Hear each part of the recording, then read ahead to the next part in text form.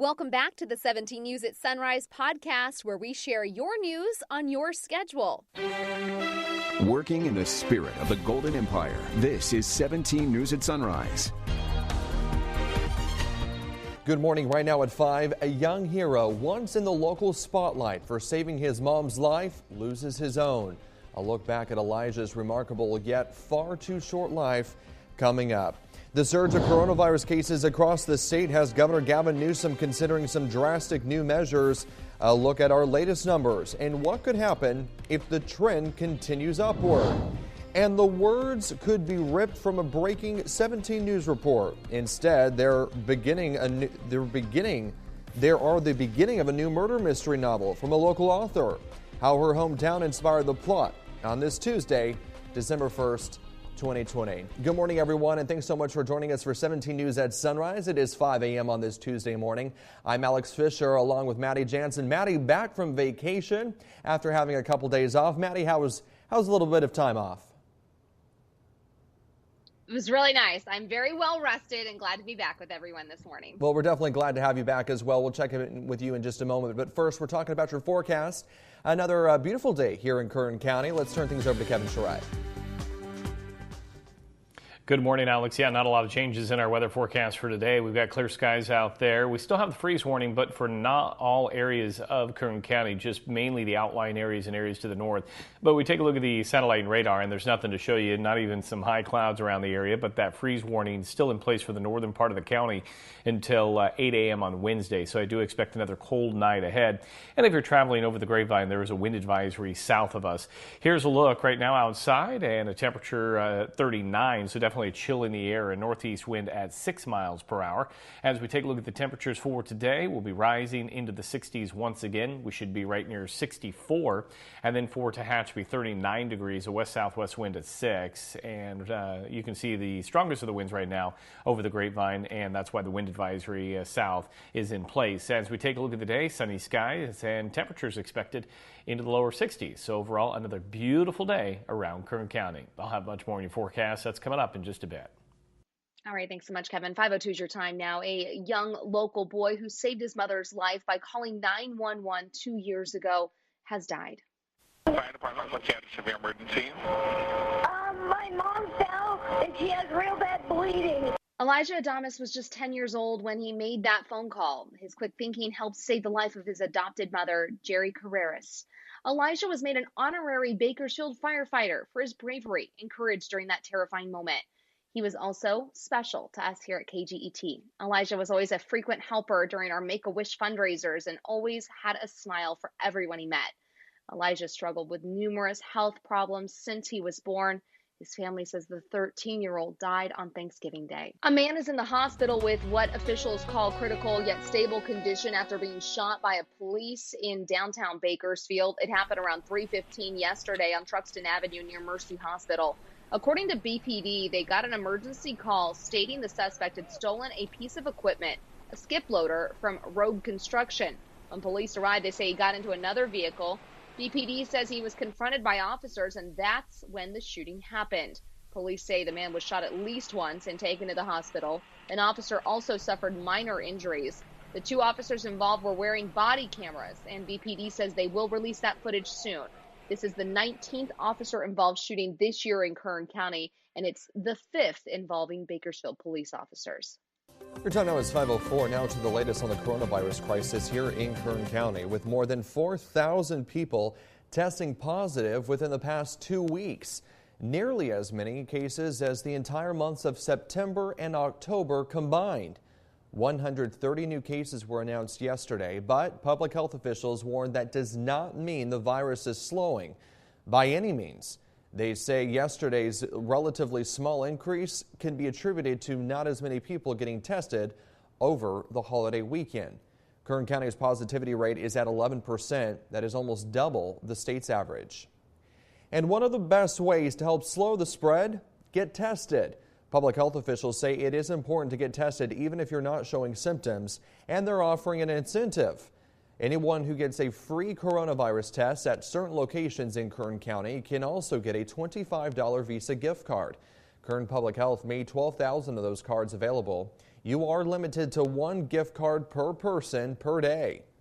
Here's where you can pick up one of those gift cards: the Lamont, Rosamond, and Wasco Public Libraries, the Arvin Public Health Building, Kern Valley Hospital, and Good Samaritan Hospital. Kern Public Health also has an all-in-one place where you can find your nearest testing site and information that you need to know. This is a look at the interactive map of Kern County.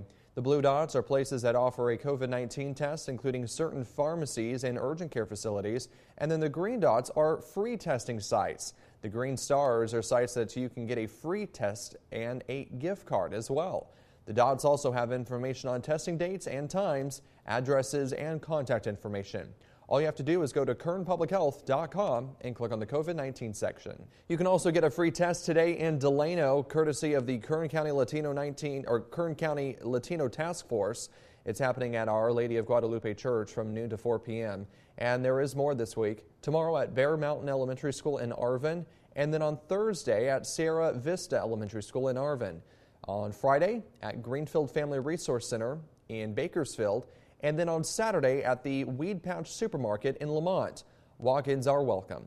A local high school campus is pausing in-person learning after a possible COVID-19 exposure. Kern High School District's Constellation and Therapeutic Learning Center, located near Vista West High School, says someone at the campus was possibly exposed to the virus, but no one at the school was directly exposed or considered at risk. A KHST spokesperson says they will do distance learning until further notice, out of an abundance of caution. 5:06 is your time now, and from our 17 News follow-up file, Delano police are now offering a reward for those who can help them connect the clues in unsolved murders in their city. According to Delano Police Chief Robert Navarez, the city has had a reserve fund for about a decade, specifically for anonymous tips, but they had no way of getting those tips. So now they're teaming up with Kern's Secret Witness. However, the department still needs tips to solve cases. Those cases include 2 little girls killed at a party in July this year, a man killed during a vigil in January, and a college student shot by strangers at Cesar Chavez Park earlier that month. You can go to kernsecretwitness.com to see the details of those cases. And if you have any information on those cases or any others, you're asked to call the Secret Witness hotline at 322-4040. Unsolved murder cases have long been the inspiration for people in the creative fields. Now, a part-time English professor at Bakersfield College has written her own murder mystery set right here in Kern County. 17's Taylor Schaub spoke to the new novelist about her book called Body in the Orchard. Taylor? Well, good morning, Maddie. That's right. In Body of an Orchard, murder mystery writer Phyllis Walkup details a fictional but oh so familiar tale set in Bakersfield. The story goes like this. After discovering an unidentified body in an orchard just outside Bakersfield, heroine Vermilion Blue begins a hunt for the truth. Sound familiar? Murder mystery author Phyllis Walkup thought it might. That's just kind of Bakersfield, isn't it, or Kern County? The part-time English professor at Bakersfield College has traveled the world, but she says she often draws inspiration for her books from stories right here at home. So all I have to do is read the newspaper every morning. In fact, the first paragraph of her latest crime book, Body in an Orchard, feels like it's ripped straight out of a news report. Body found in orchard, read the headline. Very shook the paper and let her eyes travel to the article on the lower right-hand corner of page 2. So what else was new? Bodies were found all the time in the orchards in Bakersfield. Was this one new, lying on top of the newly fallen leaves? Or was it old, buried beneath the cement hard clay soil? From the main character's home off Panorama Drive, to lunches at Wool Growers and Bill Lee's, and even trips to downtown businesses like the Niles Theater and Guaranteed Shoe Center, Walkup hopes the book captures the culture of Kern, while relating to all those who have a deep-rooted connection with their hometown. Even if you're not from Bakersfield, even if you're not from here, you know those places in your hometown. You know that there is Noriega's versus Wool Growers. They're the same sorts of things in your hometown. So in some ways, it could be any town. In some ways, it can only be Bakersfield. And the book is available now for purchase on Amazon, and she's already planning a sequel as well. This one will be set along the Kern River, and she hopes to have that out sometime in 2021. In Southwest Bakersfield, Taylor Schau, 17 News.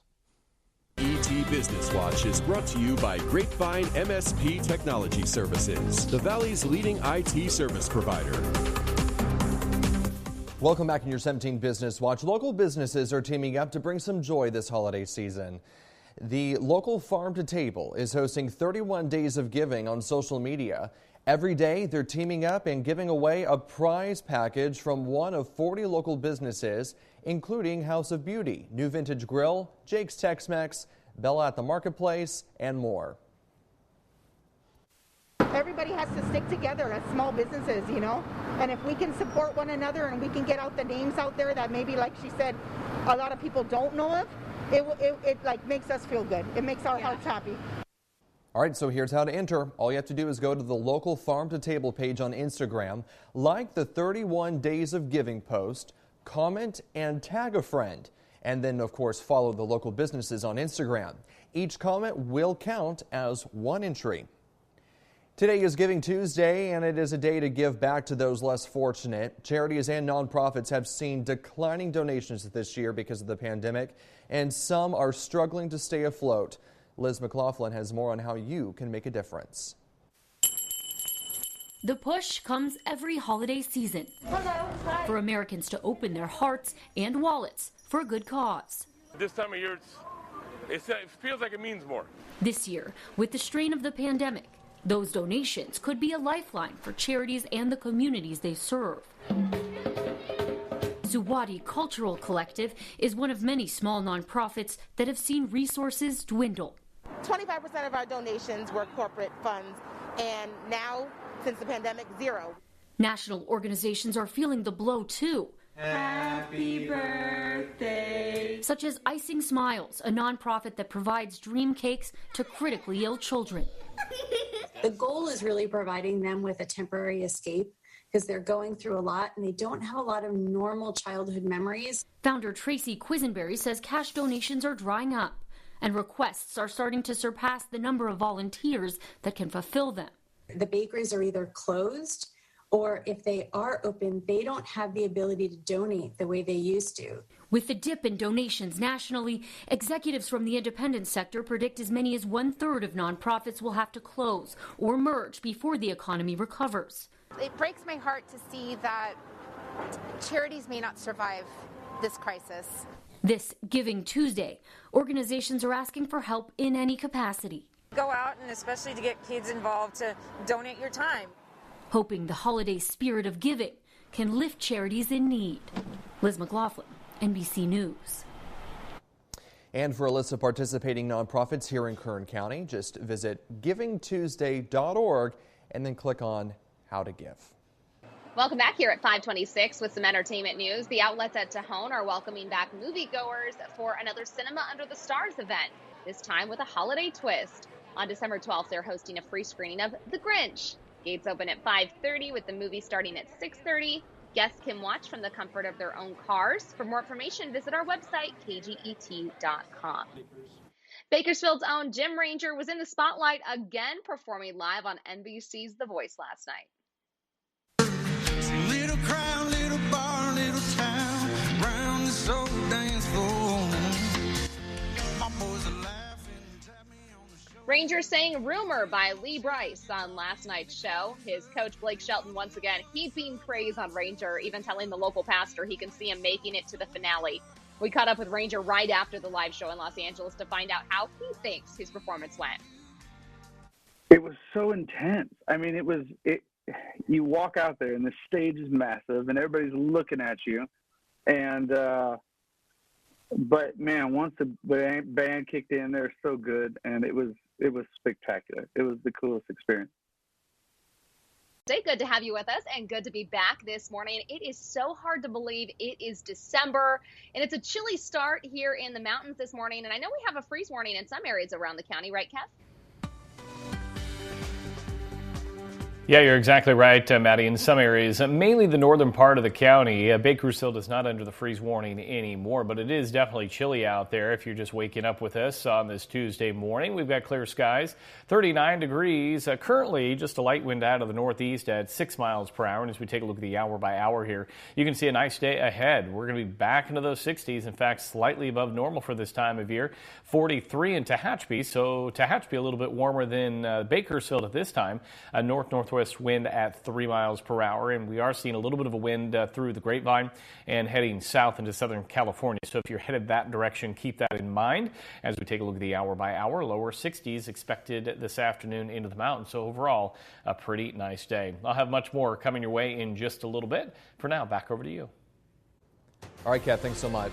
17 News is your local election headquarters, and the president-elect today is set to name 2 women to his economic team in roles never held by women before. But Republicans already have their sights set against confirming one of them. Tracy Potts has the story. Hi, Alex. Good morning. Good morning, everyone. One prominent Republican senator is calling Biden's choice for budget director radioactive. She's a favorite of progressives, but she will need some Republican support to get confirmed. President-elect Biden names his economic team today with 2 historic firsts. Janet Yellen as the first female Treasury Secretary and Neera Tanden, the first woman of color nominated as White House Budget Director. Republicans are already lining up against Tanden, calling out hundreds of deleted tweets criticizing Republicans. What she did is just pretty reckless, and unfortunately, she's the one who's going to have to pay the price for it. The hypocrisy is astounding. If Republicans are concerned about criticism on Twitter, their complaints are better directed at President Trump. Also on Capitol Hill, a looming government shutdown in 10 days and stalled COVID funding. Sources tell NBC Democrat and Republican senators are trying to work out a compromise. There's no reason, none, why we should not deliver another major pandemic relief package to help the American people through what seems poised to be the last chapters of this battle. Let's do what the American people want. Let's do what we're elected for. Let's not be afraid to vote.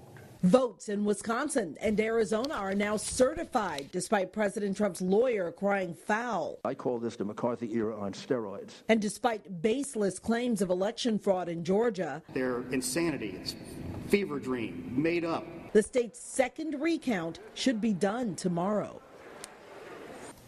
Of the 41 legal challenges so far, 27 have been dismissed, withdrawn, or denied, and none found evidence of fraud. I'm Tracy Potts, 17 News. Longtime Republican David Valadao is another step closer to sealing the deal on reclaiming his former 21st congressional district seat. Yesterday, Mary Bedard with the Kern Registrar's Office says there are no more votes to count in Kern County. Last week, the Associated Press projected Valadao as the winner, and Valadao issued a statement declaring victory. The results, though, have not yet been certified. Working in the spirit of the Golden Empire, this is 17 News at Sunrise. The 17 News at Sunrise podcast is a production of KGET and Nexstar Media Group. For more on all of the headlines in today's show, head to kget.com.